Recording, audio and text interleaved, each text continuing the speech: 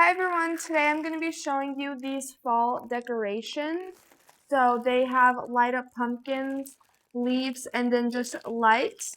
You have to use batteries to operate these. You can put them on a table, a mirror. I'm going to be putting them on a mirror and really just anywhere around the house. They are both 10 feet long, but now I'm just going to open it up, put in the batteries, and show you how it looks. So I just grabbed my AA batteries, and as soon as I put this in, they should light up. There we go. And now I'm just going to close it, and I'm going to show you how I put the batteries in on this one. So all you're going to do is right here it says open. You just slide it down. And now I'm just going to quickly put in these batteries. You only need 6. Okay, the other one's just lit up.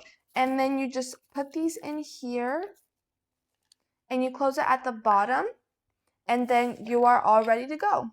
We just hung up the lights and this is what it looks like. We did both of them. You can see there's 2 layers.